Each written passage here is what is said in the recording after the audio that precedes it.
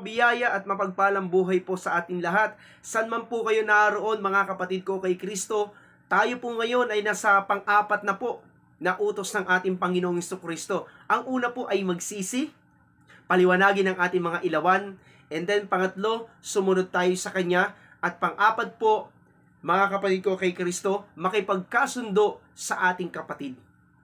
Yan. Nasa pang-apat pa lamang po tayo. Ito po'y 70 utos ng ating Panginoong Jesucristo. Basahin na po natin ang Ebanghelyo ng ating Panginoon ayon po kay Mateo chapter 5 verse 23 and 24. Kaya't kung mag-aalay ka ng handog sa dambana para sa Diyos at naalala mong may sama ng loob sa iyo ang iyong kapatid, iwan mo muna ang iyong handog sa harap ng dambana at makipagkasundo ka sa kanya. Pagkatapos, magbalik ka at maghandog sa Diyos. Yan po mabuting balita na ating pong pag-uusapan ngayon, mga kapatid ko kay Kristo. Isipin po natin, na hindi po talaga simple ang maging Kristiyano. Dahil ang pagiging Kristiyano or mananampalataya ni Kristo ay gusto ni Kristo na matulad po tayo sa Kanya. Kung paano po niya inayos ang relasyon natin sa Diyos at siya naman sa relasyon din natin, ay gusto ng Panginoon ay ganun din po tayo. Kaya Kanya po minumungkahi sa lahat ng mga mananampalataya niya at nakikinig ng salita ng Diyos na tayo po ay makipagkasundo. Paano nga natin naman gagawin ang ganito?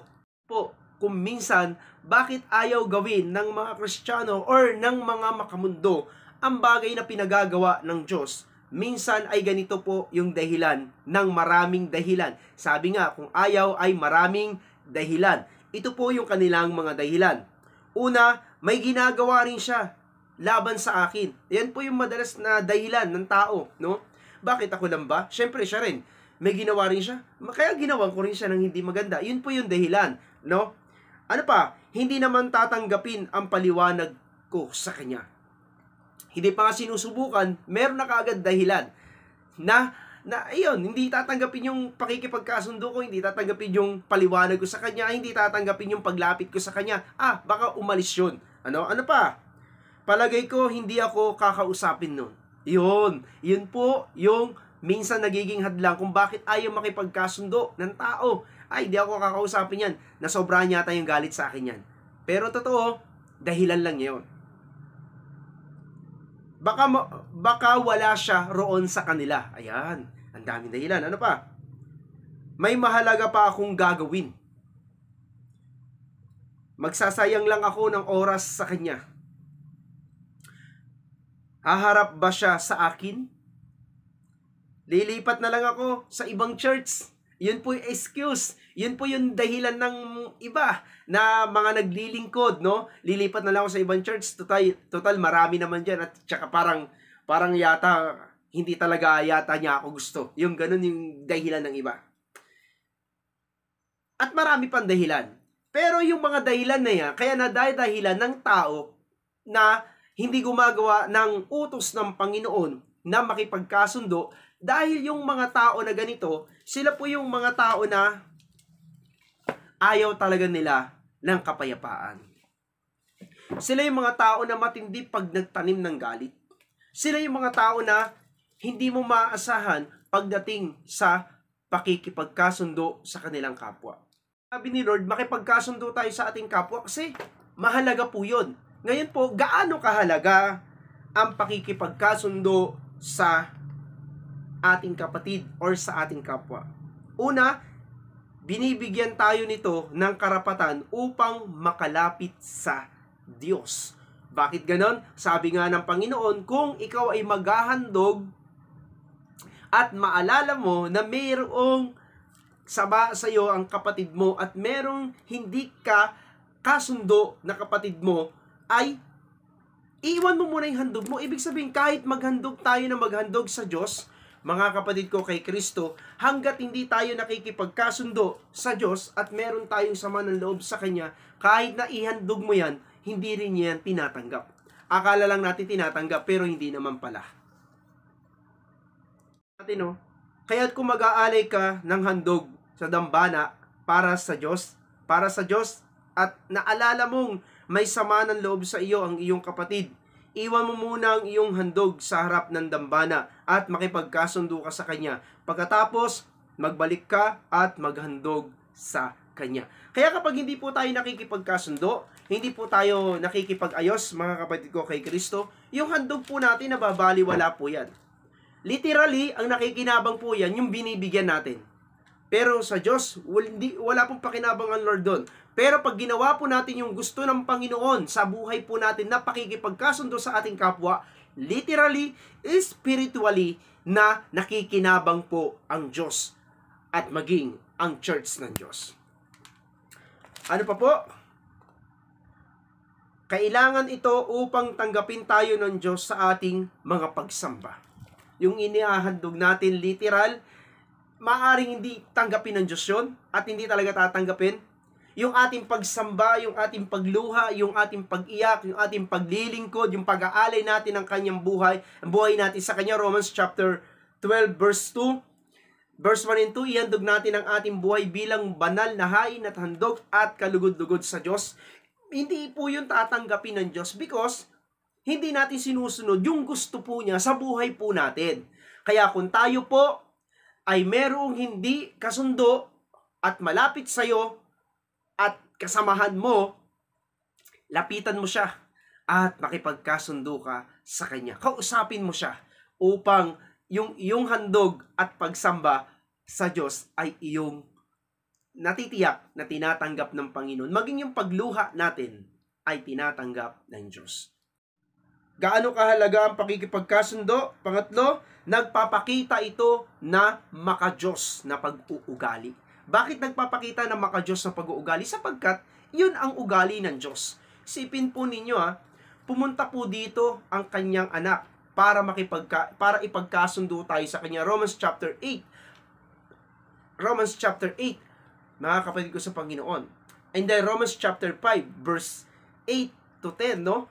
Nang ang Panginoong Hesus ay mamatay sa krus ng Kalbaryo, yung kanyang pagkamatay, upang ang Diyos at ang tao ay maiugnay, maibalik ang relasyon, at doon sa paraan na yon, ang Diyos at ang tao ay nagkakasundo. Kaya nga napakaganda krus yung kanyang pinag-alayan ng buhay at doon siya namatay sa krus ng Kalbaryo dahil bangin ang nakapagitan sa tao. Pero nang ang Panginoong Hesus ay mamatay, mga kapatid ko, yung krus na yun ang naging tulay. Ang kamatayan ng Panginoong Hesus ang naging tulay sa pakikipagkasundo ng Diyos sa tao at ang tao sa Diyos. Kaya gusto ni Lord na tayo po ay makipagkasundo sa ating kapwa sa lahat ng oras, sa lahat ng panahon, sapagkat iyon ang pag-uugali iyon ang ugali ng isang taong maka-Diyos. Pang-apat, gaano kahalaga ang pakikipagkasundo? Nagpapakita ito na mahal natin ang ating kapatiran. Yan. Kapag po pala tayo hindi nakipagkasundo, hindi nakisama, at hindi natin po pinahalagahan ang kapatiran po natin sa loob ng church, mga kapatid ko kay Kristo, isang tanda po yan na hindi mo mahal yung kapatid mo sa Panginoong Hesukristo. Ganun po kahalaga, mga kapatid ko kay Kristo. Pangalawang tanong, paano makipagkasundo sa iyong kapatid? Una, gumawa ng unang hakbang sa pakikipagkasundo. Mag-isip ka, ano ba yung gagawin ko? Dati, nung nagkaroon kayo ng alitan, nagkaroon kayo ng parang misunderstanding, hindi mo siya nakakausap, iniiwasan mo siya, parang ang layo ng kalooban mo. Ngayon, baliktarin mo yon. Kausapin mo siya, nakipagbatian ka sa kanya, makisama ka sa kanya, na ang pakikisamang iyon ay pagpapahayag na nakikipagkasundo ka sa kanya, na ikaw ay nakikipag-ayos sa kanya. Iyon ang paraan para makipagkasundo sa kapatid. At marami pang paraan na itinuturo ang Panginoon. Kaya kung may itinuturo ang Lord sa iyo kung paano makipagkasundo sa Kanya, kapatid ko kay Kristo, gawin mo yon. kung ano yung sinasabi ng Panginoon, gawin mo, sapagkat ang Diyos pag nagturo, tsak, tagumpay. Paano makipagkasundo sa iyong kapatid? Magpakita ng totohanang pagpapakumbaba. Ayan, totohanang pagpapakumbaba, no? Yun po ay inaalok mo sa kanya yung kapapakumbabaan. Humihingi ka ng sorry, humihingi ka ng tawad, humihingi ka ng lahat ng iniisip niya na mali mong ginawa. At ganun ang gagawin mo upang makita niya yung kababaan ng iyong kalooban. Ngayon, kung ginagawa mo na ang lahat ng iyan at ayaw pa rin niya, hindi mo na kasalanan yon. Kasalanan na ng tao na yon. Ngunit, kung ikaw ay hindi nagpapakita ng kababaan ng loob sa kanya, ikaw yung may kasalanan. Dahil hindi mo pinakita ang kababaan ng loob, kundi yung kayabangan at hindi magandang asal bilang isang makadiyos na tao. Ang pakikisamang iyon ay pagpapahayag na nakikipagkasundo ka sa kanya, na ikaw ay nakikipag-ayos sa kanya. Iyon ang paraan para makipagkasundo sa kapatid. At marami pang paraan na itinuturo ang Panginoon. Kaya kung may itinuturo ang Lord sa iyo kung paano makipagkasundo sa Kanya, kapatid ko kay Kristo, gawin mo yon. Kung ano yung sinasabi ng Panginoon, gawin mo, sapagkat ang Diyos pag nagturo, tsak, tagumpay. Paano makipagkasundo sa iyong kapatid? Magpakita ng totohanang pagpapakumbaba. Ayan, totohanang pagpapakumbaba, no? Yun po ay inaalok mo sa kanya yung kapapakumbabaan. Humihingi ka ng sorry, humihingi ka ng tawad, humihingi ka ng lahat ng iniisip niya na mali mong ginawa. At ganun ang gagawin mo upang makita niya yung kababaan ng iyong kalooban. Ngayon, kung ginagawa mo na ang lahat ng iyan at ayaw pa rin niya, hindi mo na kasalanan yon. Kasalanan na ng tao na yon. Ngunit, kung ikaw ay hindi nagpapakita ng kababaan ng loob sa kanya, ikaw yung may kasalanan. Dahil hindi mo pinakita ang kababaan ng loob, kundi yung kayabangan at hindi magandang asal bilang isang makadiyos na tao. Kaya po kanina nabanggit natin yung pagpapakumbaba. Pang-apat, paano makipagkasundo sa iyong kapatid? Huwag ipilit ang iyong karapatan. Yan, kasi lahat tayo may kanya-kanyang karapatan. Pero dahil tayo nasa Panginoon, ang karapatan natin si Jesus. At dahil kung si Jesus ang ating karapatan, dapat po naman tayo ay magparaya. Sige na, kung gusto mo ng kapayapaan, aminin mo. Minsan kung iniisip mo parang mali siya, hayaan mo na lang siya. At least sa kanyang kalooban na ipahayag niya yung laman ng kanyang puso at kanyang isipan nang sa ganun ay magkaroon ng kaayusan at yung karapatan mo ay isinuko mo alang-alang kay Kristo. At kapag gano'n nangyari, ang pakikipagkasundo ay magaganap sa dalawang tao. Pang-lima, maging handang bayaran anuman ang pinsala. Ayan, di ba, minsan sa mga traffic, sa mga sakit, di ba, nag-uusap sila at pareho silang, pag sila nagkasundo, babayaran ng talaga nakapinsala yung kanyang ginawa. Ganon din po sa loob ng church. Kaya ang magkapatid ay kailangan makipagkasundo sa isa't isa at wag nang ituring na wala mali ang isa. Kung hindi makipagkasundo, kung may mali yung isa, aminin ng isa. At mag-focus po sa pakikipagkasundo. At kung may pinsala, edi bayaran. Pagbayaran yung kasalanan. Yun po. At kung hindi pa rin makinig, sabi mo nung nakaraan, Matthew chapter 18, dalin mo sa iglesia. Ibig sabihin, dalin mo sa mga namumuno. Nang sa ganon, tutulungan yung dalawang tao nang namumuno kung paano nila isosolve yung kanilang alitan, yung kanilang hindi pagkakasundo, yung kanilang away, at dahil doon, sila ay magiging maayos sapagkat kung ano yung pasya na nakakataas sa gawain, alam ba, sa gawain ng El Shaddai, yung Council of Elder, yun yung magpapataw ng disiplina. At kapag na-disiplina na yon, syempre, mapagbabayaran niya na yung kanyang pinsala. Ayon po dito sa ating pong binabasang books. Ayan po, 70 utos ni Jesus. Ano pa? Paano makipagkasundo sa iyong kapatid? Pang-anim, magpakita ng pagnanais ng matagalang relasyon. Ayun, pakita mo sa kanya, magpakumbaba ka sa kanya, aminin mo sa kanya, at ipakita mo na interesado ka sa kanya dahil siya ay kapatid mo kay Kristo. Yan po, iklihan na lang po natin dahil medyo mahaba po. Paano makipagkasundo sa iyong kapatid? Pang-7, magpadama ng wagas na pagmamahal. Yan, ipadama mo sa kanya. May halong pagsisisi, may halong malasakit. Ipakita mo na sincere ka sa pagmamahal mo sa kanya bilang kapatid kay Kristo. Ano pa po? Nagpakita si Jesus ng mga ganitong pag-uugali. Yan, an example ng Panginoong Jesucristo. Ano po yan? Philippians chapter 2 verse 5 in 8, no, na siya bagamat Diyos, hindi siya nagpumilit na maging kapantay ng Diyos.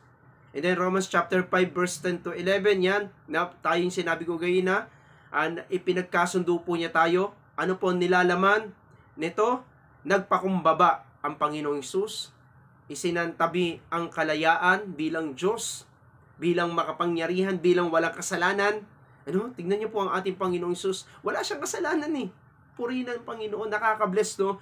Walang kasalanan ng Panginoon, pero inari niya yung ating mga kasalanan. Kaya nga sa bahagi na paano makipagkasundo, minsan dapat natin gawin yung kahit wala tayong kasalanan, tumahimik na lang tayo, at kung sa panahon niya may kasalanan tayo, di tanggapin na lang natin, nang sa ganon, ang mahalaga doon, pinahalagaan mo yung pakikipagkasundo upang ang lahat ng handog at pagsamba na gagawin natin sa Panginoon ay matanggap ng Diyos at walang hadlang.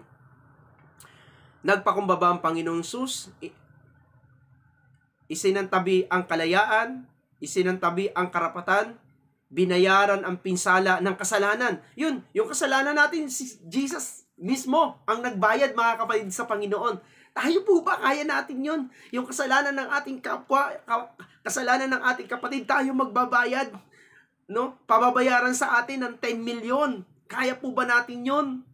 Hindi naman ganun kahalaga ang hinihingi. Ang hinihingi lang yung makipagkasundo po tayo sa ating kapatid bilang kapatid kay Kristo. Ngunit ang Panginoong Jesucristo, hindi milyon, hindi trilyon ang halaga. Ang halaga, mga kapatid ko sa Panginoon, higit pa sa halaga ng mundong ito. Yun ay ang pag-ibig ng Diyos ang inialay niya sa buhay niya sa krus ng Kalbaryo.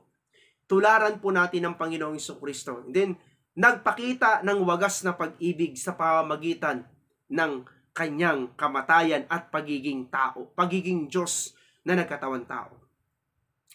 Nagpakita ng pagnanais na walang hanggang relasyon. Kaya nga tayo po ay pag sumampalataya sa Panginoong Jesucristo ay magkakaroon tayo ng buhay na walang hanggan. Yan po, mga kapatid sa Panginoon. Salamat sa Diyos at natapos po natin ang ika-4 na utos. Yung una po ay magsisi, pangalawa, paliwanagin ang ating ilawan, pangatlo, sumunod sa Kanya, and then nasa pang-apat po tayo, makipagkasundo sa ating kapatid. Yan po, salamat po mga kapatid sa Panginoon, na mapagpalang buhay po sa inyo, saan man po kayo naroon. Hindi magiging madali ang pakikipagkasundo, ngunit kung iyong idadalangin at kahabagan ang hihingi ng tulong ng Diyos, yung hindi natin magagawa ng Diyos sa buhay ng bawat isa po sa atin. Pagpalain po tayo ng Panginoon at nawa ang Diyos ay sumaatin araw-araw. God bless po, mga kapatid ko kay Kristo. Paki-like and share po ang gospel na ito na ating narinig, sapagkat marami pa pong hindi nakakarinig ng tungkol sa pakikipagkasundo na turo ng Biblia. Baka isa sa kaibigan mo, kailangan niyang gawin yun upang siya ay makalaya. God bless po, mga kapatid ko kay Kristo.